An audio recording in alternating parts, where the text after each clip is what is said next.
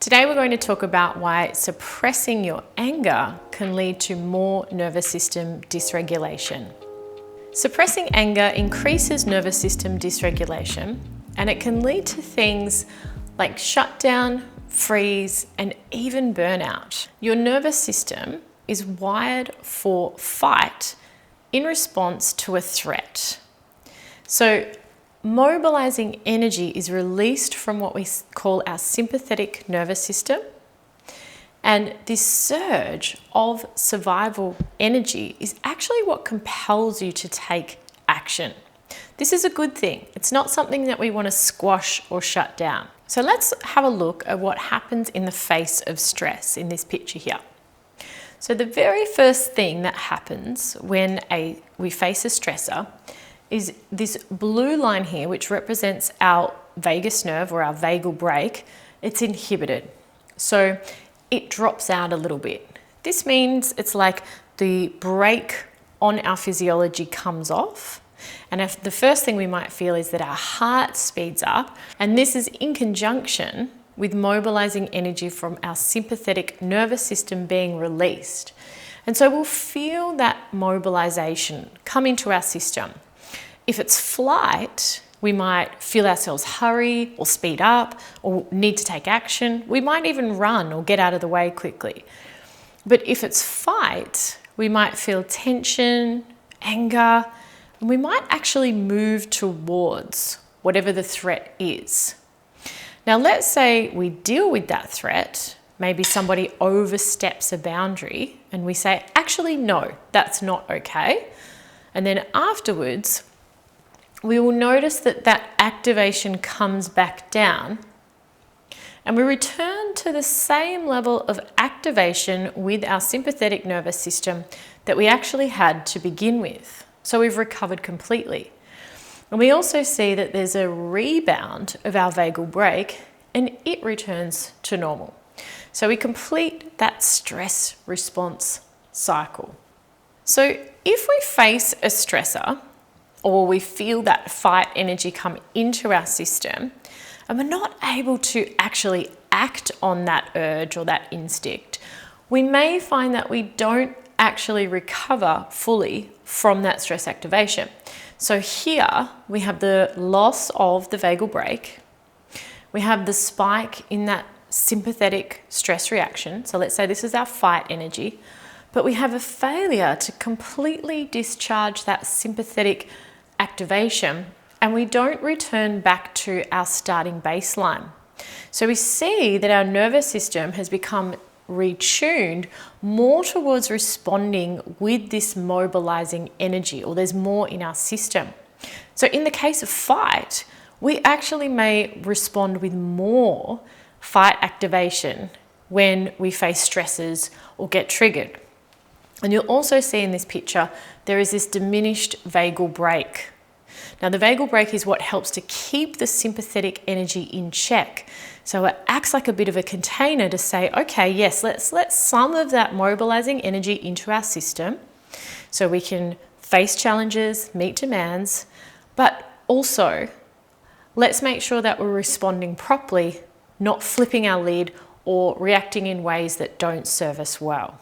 Now, often we see that we can use shame as a way to dampen down that fight response. So we try and cope with anger by using shame to dampen it down. And this shuts off what would be that healthy fight energy. So we may feel the fight energy come up and then we may drop down into, oh, there's something wrong with me. I shouldn't feel like this. And this can make us feel that sense of helplessness or that we're bad. So this is an artificial way to regulate our nervous system, but it doesn't actually bring that true recovery or regulation. So your thinking brain may label anger as wrong or bad, or tell you that you shouldn't feel irritated, angry, or frustrated when things aren't going the way that you need them to, or maybe somebody's overstepping a boundary. This is where an adverse relationship can develop between what we truly feel and what we tell ourselves in our thinking brain that we should feel. So shame can turn inwards, where it becomes chronic and unhealthy, and it keeps you in that sense of shutdown. A loud inner critic may tell you that there's something wrong with you, and this further drives that nervous system dysregulation. And really, what may be happening is that there's something wrong with the situation. But unless we learn how to be with that fight energy and use it to help guide us in making decisions, we may continue to internalize that we've got something wrong with us. Anger can also lead to apathy and burnout, because anger and the fight response actually arise from the same system biologically that bring you vitality, motivation, and energy. And so a suppression of anger will lead to this apathy, flatness, and burnout, because you're closing the window, not just on the fight response, but you're also closing it on the system that leads to mastery, purpose, motivation, drive, and passion. So continually closing that window to that part of your system is what can lead to depression and burnout. We may also dissociate from the body when we feel anger. And this can lead to a freeze response where you'll oscillate between shutdown and then you'll oscillate back up to a fight or flight response for long periods of time. So you shift from shutdown to reactivity and back again. Now, when you become stuck in the immobilizing shutdown response of your nervous system, it's actually the energy of the fight system that upregulates your nervous system. So we need that mobilizing energy from that system. If it's too overwhelming to allow that in because it's been trapped in your nervous system from previous times of traumatic stress, it can feel terrifying or overwhelming. And then we may collapse back down into that hopelessness. So we might come out for a little while, then it feels too much, and then we drop back down. So we don't come into that state in between where true regulation actually is taking place. So exercising and training your nervous system to not take automatic responses like shutdown, freeze, or internalizing that you've done something wrong or bad is really the key to changing this habit or this pattern of responding. Over time and with practice, repressed stress activation in the body and in the nervous system can actually be redirected. And this is what can help you set boundaries or to develop confidence and that assertiveness that may feel like it's too scary for you yet, but is really what you know you'd like to have more of in your life. Repressed anger that's shifted can really bring you strength, agency, and mastery when you learn to work with it skillfully. So learning the skills to be present with sensations will lead to a deactivation. And this can really help you see what old triggers keep leading you to dysregulation. Then you access the agency to gently guide yourself back to regulation rather than feeling like there's an internal volcano inside of you that's about to erupt, or this powerful force that you have no control over. Tapping into the awareness of your nervous system early, recognizing what's happening, helps you to use these sensations and emotions to help guide your decisions in the direction of what it is that you truly most value. Without this skill, your physiology can escalate and it can lead to arguments or unhealthy aggression, or where you say and do the things that you don't really mean and later on regret. So the problem isn't anger itself. It's not knowing how to cope or tolerate those sensations, or to work with them in an empowering way where you can use that energy to help you. Cutting off from fight energy is actually cutting off from what it means to be human.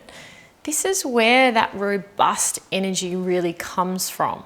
Regulation doesn't mean that you don't feel frustrated or irritated or you don't get angry. It means you include and hold these powerful feelings and even befriend them. This is how you integrate stress physiology from your past so that you can live more completely in the present. So, let's take a look at a time when you recently got angry. And we're not looking to pick something that's 10 out of 10 intensity here, just something on the mild to moderate aspect. And we want to look at what your relationship is like to that anger. So you might bring the image to mind of where you were, what was happening, and then pause on the scene where you recognize that it was the most challenging for you. Then start to pay attention. Do you begin to brace and resist against the anger? Now, at first, these may be subtle changes in your body. Maybe the jaw clenches. Maybe you notice the shoulders tense. Maybe the sides of the ribs even brace and the breath becomes shallow. Do your hands go into fists? Just see if you can notice how you might brace or resist against the anger, as if you're trying to get rid of it. And just spend a moment letting this come into your system and see if you can notice those subtle, automatic changes happening beneath the level of conscious awareness. And once you've tried that out, ask yourself, are you embarrassed and trying to squash this anger or this irritation because that's the right thing to do? Often we're taught that anger is wrong or it's bad. So just pay attention to other sensations that might be there with the anger, like shame. Or maybe there's a fear of the anger. Like if you don't control it, what might happen? Things might fall apart. People might reject you. Just see if you can notice anything else that goes along with the anger. And if you want to explore this as an active learner, you could pause this and take out your journal to write down what it is that you're noticing, but still stay connected to what's happening in your body.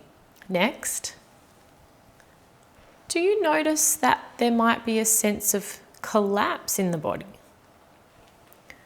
Something like you feel you're a terrible person for getting so angry. So some people may brace or have a rigidity that comes in when they notice the overwhelming sensations of anger. But some people may collapse, or they may drop down into a helplessness because the sensations are so overwhelming that they feel like a threat. So that's something to notice as well. And then finally, are you telling yourself in some way that this emotion shouldn't be here? So there might be a dissociation from the body to get away from it. There might even be a second layer of resistance or a sense that you want to get rid of this in some way. And again, these are subtle changes that we'll notice in the body. But it helps to come to where we are noticing the sensations the most. And imagine that we're looking with a curious, friendly attention. So if you do notice that there is this sense of resistance, bracing, or trying to push the anger away, what happens when you change the resistance in the body? So like making a fist, see if you could just let the tension go, and you might just do the same in the body. So wherever it is you notice that there was the most resistance, can you just let that go a little bit? So if the jaw is tight, open the jaw, just let the tongue hang out slightly. If it's the shoulders that we're bracing up, hand squeezing, can you let that just drop a little bit? Maybe the breath will return to feeling full on its own. And what happens to the anger when you change your body? What happens with those little shifts in posture? Then we can shift the attitude we have towards the anger, the sensations that come with it, or the other emotions too.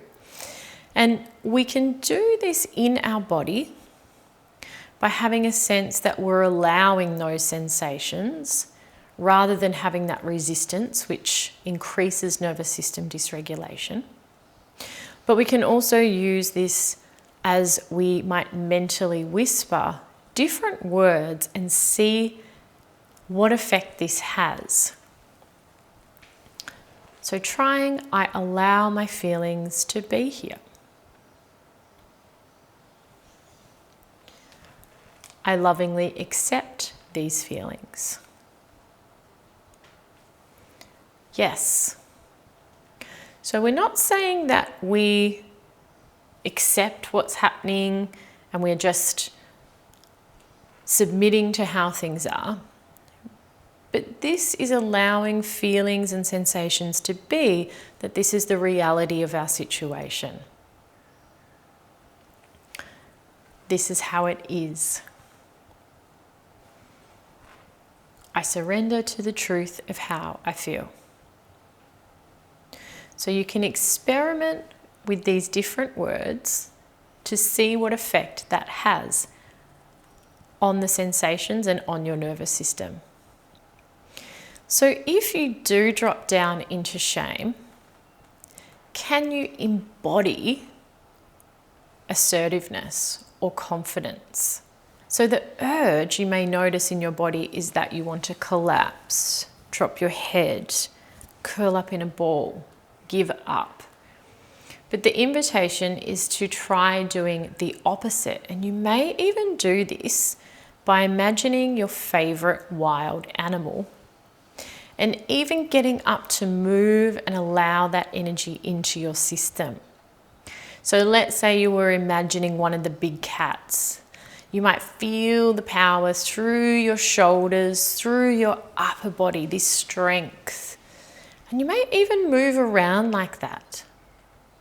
Or you might imagine the power of a horse, a wild horse galloping, and let some of that sense come into your system. So assertiveness is something that we can embody. And if we want to have more confidence, rather than dropping down into shame, for say when we're facing things like conflict or we need to stand up for ourselves, when we embody this, often then we can find the words to say what we need to. But if our posture is collapsed and our head's down, it's very hard for us to be assertive. If somebody was to say something to us that was hurtful, we may drop even more. But if we can start by helping our nervous system shift into the state where we have more of that fight energy in a healthy way, then we're more likely to embody that assertiveness. Is it possible for you to contain the sensation and befriend it, as we said? So where there's strong sensations of anger, can you put a hand there and say, okay, I'm here with you? Can you place a hand on your cheek as well? And just notice if that touch helps the sensations in some way shift and change. So we're not trying to get rid of it. We're not trying to push it away. We're trying to be with it, befriend it, and help it guide us. And we may even ask into the sensations, how would you like me to be with you? And see what happens from tuning in to the nervous system. So what we're trying to do is to bring our nervous system into the present And you can channel large amounts of energy that's mobilized into today when your body and nervous system stop trying to respond or deal with a threat from the past. It uses up so much of our energy. This requires an integration by learning to contain these powerful sensations and emotions. And this regulation, it really does lead to a recalibration of your nervous system, where you learn to work with the body and the nervous system in a way that teaches the survival brain new ways to respond. And this stops us getting stuck in these rigid, limited programming loops that keep taking us to the same places. So with practice, you can learn not to suppress anger, and you can learn to use this energy to help guide you today.